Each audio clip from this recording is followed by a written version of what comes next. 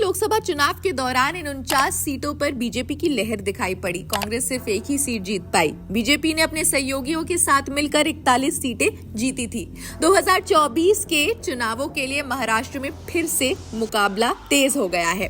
5वें चरण की अगर हम बात करें तो भारत का पावर हाउस महाराष्ट्र 2024 लोकसभा चुनाव के 5वें चरण के लिए तैयार हो रहा है। राज्य भर में राजनीतिक उत्साह चरम पर है। अपनी आर्थिक शक्ति, सांस्कृतिक विविधता और ऐतिहासिक महत्व के लिए जाने जाने वाला डिंडोरी भाजपा के भारती प्रवीण पवार और एनसीपी शरद पवार गुट के भास्कर भागरे के बीच मुकाबले का मंच बन गया है। नासिक में शिंदे गुट के हेमंत गोडसे और शिवसेना उद्धव ठाकरे गुट के प्रतिनिधित्व करने वाले राजाभाऊ वाजे के बीच तीखी चुनावी लड़ाई देखी जा रही है।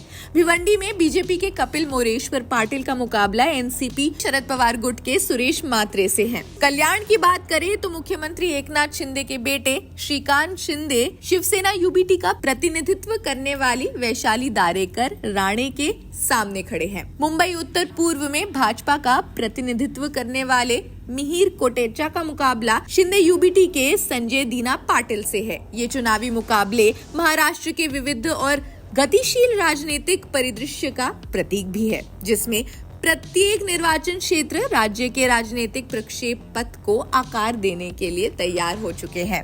मुंबई शहर के 7 निर्वाचन क्षेत्रों के नतीजे भी भविष्य में महत्वपूर्ण राजनीतिक प्रभाव डाल सकते हैं, क्योंकि यह निर्धारित करेगा कि बृहन मुंबई नगर निगम यानी कि बीएमसी, जो मुंबई की राजनीति का केंद्र बना हुआ है, जहां पर ठाकरे परिवार पूर्ण रूप से पिछले 2 दशकों से नियंत्रण में रहा, इसका नियंत्रण कौन करेगा। आगे बढ़ते हैं। उत्तर प्रदेश के इन राज्यों में लोकसभा चुनाव चरण 5 के लिए मतदान होंगे। मोहनलालगंज, लखनऊ, रायबरेली, अमेठी, जालौन, झांसी, हमीरपुर, बांदा, फतेहपुर, कौशाम्बी, बाराबंकी, फैजाबाद, कैसरगंज, गोंडा। बड़ी बात यह है कि 2019 के चुनाव में कांग्रेस अपने गढ़ अमेठी से हार गई थी और सोनिया गांधी की वजह से सिर्फ रायबरेली सीट पर कब्जा हुआ। इस बार फिर 5वें चरण की वोटिंग में अमेठी और रायबरेली सीट पर भी वोटिंग होने जा रही है। रायबरेली में राहुल गांधी का माहौल देखा जा सकता है, तो वहीं अमेठी में देश की सबसे पुरानी पार्टी ने स्मृति ईरानी के सामने केएल शर्मा को मौका दिया है। आइए अब आपको बताते हैं कि इन 5वें चरण में हाई प्रोफाइल सीटें कौन सी है। उससे पहले जानते हैं बंगाल और उड़ीसा का क्या हाल है। 5वें चरण में पश्चिम बंगाल की 7 सीटों पर वोटिंग होने जा रही है। पिछले चुनाव में ममता बनर्जी की टीएमसी ने 4 सीटें जीत ली थी, वहीं बीजेपी 3 सीटें जीतने में कामयाब हुई, यानी मुकाबला काफी कांटे का रहा था। इसी तरह ओडिशा में 5 सीटों पर वोटिंग हुई थी, जहां बीजेपी 4 सीटें जीतने में सफल रही, वहीं बीजेडी सिर्फ एक ही सीट पर सिमट कर रह गई। अब कहने को 5वें चरण में 49 सीटों पर वोट पड़ने हैं, लेकिन यहाँ भी कुछ ऐसी खास सीटें हैं जिन पर पूरे देश की नजर है। कौन सी है वो सीटें?